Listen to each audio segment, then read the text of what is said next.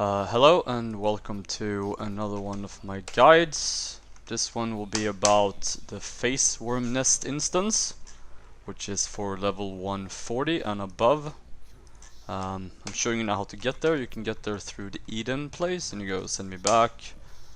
So you need to go to the Time Rift, I believe it's called a Time Rift anyway. Right. You talk to this little cat dude right here, let's do it. Right. And then you will arrive at the rift, basically. Before... Right, so here's the dimensional device. Then you run across.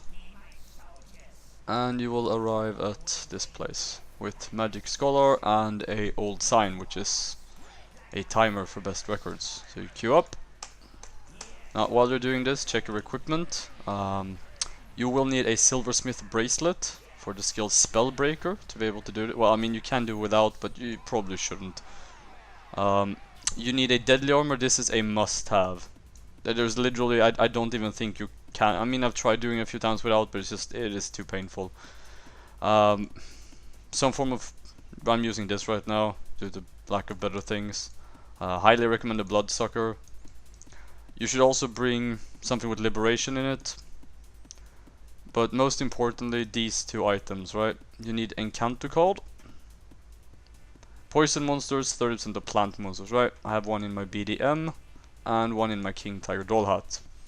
Now, this is a double effect on these monsters because they're counted as both plant and poison, I believe. This might have been changed, but at the very least it's a 30% damage increase on these monsters. So I highly recommend, because this is based off your timer. So the faster you do it, the higher chance of rewards. Okay, let's go in. Right, so this is divided into 4 smaller ones and 1 big queen. So you talk to Chaos here. Right. And you start the thing. Buff foods are a good thing to have, and tokens of Siegfried if you have them. Here, to resurrect in case you die. On the first part, you want to be standing behind these, because they won't really spawn behind that.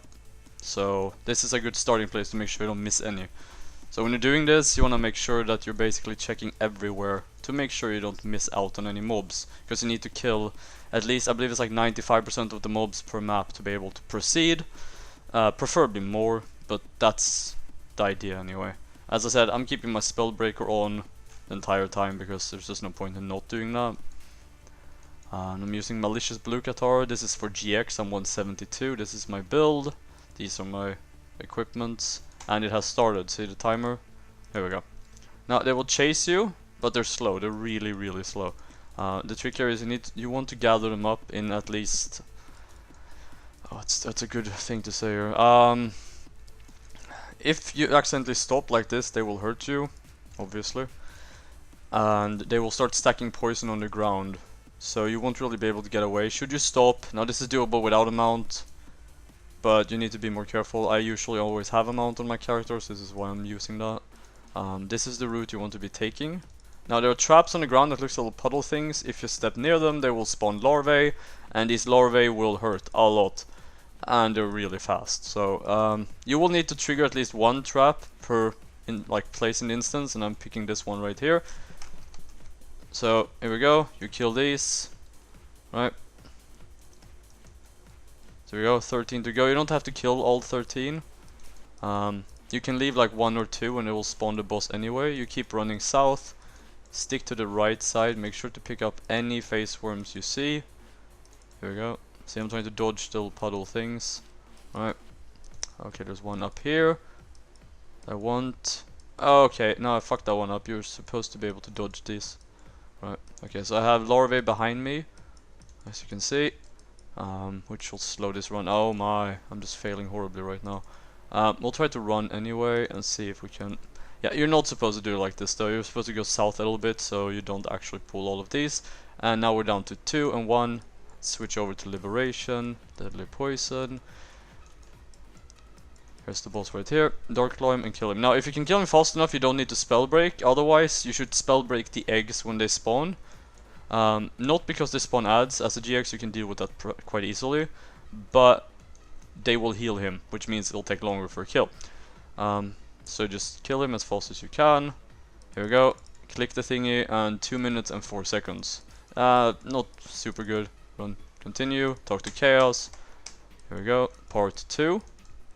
You can use these trees here as a starting line as well. Stay away from the puddle. Right, then we'll do some RPing, and as soon as it disappears, that means this part has started. So you need to look out for that. Every second counts, right? So far we're up to 2 minutes and 4 seconds. They will add all of these things together when we're done, and that's when you get the biggest reward, basically. You can also find, no matter what time you get, you can also get a magic card album or a Faceworm Queen leg dagger with 2 slots. It's really, really good, but it's also really, really rare. Here we go, he disappeared. And I can start running. Here we go, say they spawned, and I can start running. Now, stick to the right side here. Oh my god, this is such bad placement. I'm having a bit of, like, there's a little bit of RNG to this, because sometimes the worms will spawn in a spot that'll make it a bit tricky, and then you go into the middle. Be very careful here. Okay, this is a little bit tricky. As you can see, you need to navigate because there are puddles. There's a lot of puddles. I will have to trigger this one, because as I said, I'm not sure. There might be a path where you don't trigger a single one, but and I have the wrong Qatar on. That's my bad. Right, we go up here. There's no here. Right. Usually I will divide it into 2, and I will be doing this as well this time, just to right. So here we go. 12, 11, right, so I need to find 9 more at least without poking too many of these. Let's see, 1. Just basically running around to make sure I don't forget. 2, 3, 4, 5, 6. Right. Remember, every second counts here, so try to navigate without setting off these traps. 7, 8. And I've screwed up somewhere. This is not good. Right, okay. Hopefully I can still salvage this somehow.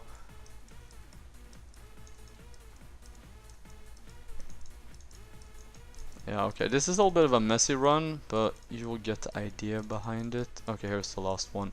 Right, so when you kill him, after you kill him, switch over to a water armor. If you should have one on you, right? And then you go liberation. And then you kill him. I'm sorry for messing that one up. Just don't do that. Let's see here. Kill him. He does have quite a bit of health. You can actually use hallucination walk here. I'm choosing to not do that right now because it means I'll run slower afterwards. So this run was 2 minutes 9 seconds. Okay, that's fair enough. Usually I do this in 130 or 140. But as I did say, I left one behind and it severely gimped my timer a little bit. So that's a bit of a problem. Anyway, run back as fast as you can. Doesn't matter if you proc any of these little holes. Right. Talk to him, stealth, run up. Now, not all classes will have this stealth capabilities, otherwise you're gonna spawn loads of eggs here. And just try to run through them. Don't forget to talk to Chaos when you do. Let's see, I'm switching over to my deadly armor again. And my malicious guitar. Right. We'll do this. Okay, deadly poison. You're gonna you take a little bit of a right. See if you can get as many of these as you can. Sometimes you're really lucky, and there's gonna be a lot of them. Not sure if it's different spawn templates or if it's just RNG where they spawn. Yeah, and there's going to be eggs on this one. Now, when these explode, they will push you back, and they will push the they push the worms back as well, and it will deal high amounts of damage to you because you're wearing a poison armor. Right, so what you do is you do this.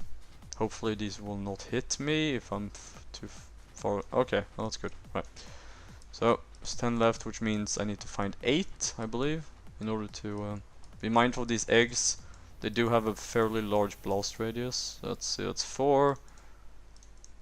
Alright, try to run around, like, basically try to follow the pattern that I'm using, because that means you'll check just about most places and be observant of where the, like, if you see movement in some way. Okay, oh, I'm so sorry, I'm messing this run up pretty badly, but you should get a rough idea of how it works. Right, Okay, that's that. Boss has spawned. Doing liberation. As you can see, he spawns with eggs around him. Just pull him away. He will get healed if he gets hit by the eggs when they explode, and you will take a lot of damage. So just try to move him away from the eggs. You should be wearing a fire armor on this one, ideally. I'm not, because, I don't know, I just run away, I guess, like this.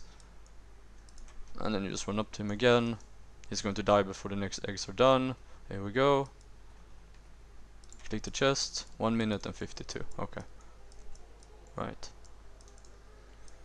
Can stealth here to make sure you don't trigger the eggs. They are quite a bit of a pain. Still using the same equipment, really. I'm switching between malicious and liberation. Liberation for the bosses, obviously. When you get into this fourth one, keep in mind that there are poison clouds here. You want to start here, where I'm standing now, and then you just want to run down. Like, this is basically to make sure you're not missing out on any. Right, you run down here, take a right. Go up.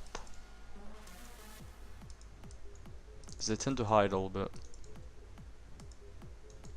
Like, they will stand in the bushes and shit like that, which is a bit of a try to not get hit by these poison clouds, because they will, even while you're wearing a deadly armor, it will still hit you for a little bit and it will stop you, and if you stop, they will catch you, and I'm not going to say you're going to die, but it will gimp your timer because you will have to stop unnecessarily. So here we go, all of these. We're gonna kill them. Right. We got 8, so we need 6 more, I believe. And then you run to the right side here. Like, you go back to the beginning, circle back, run around. 1, 2, remember we need 6. 3, now if my calculations are correct, we should find the next 3 up here. So 4, 5, and there should be 1 more just ahead. There's actually 2 more, well that works. Right, okay, so you kill these. And then you go west, right? You go like this. Liberation. Right. And there's a boss up here. You can stand in the cloud if you have enough damage and basically have life leech. I'm using a bloodsucker for this. I will have to pot a little bit unless I kill her fast enough. He or she, it. She just get healed a little bit, but it's nothing worth mentioning really. Without the deadly armor though, that is a death sentence, right? 1 minute and 4 seconds!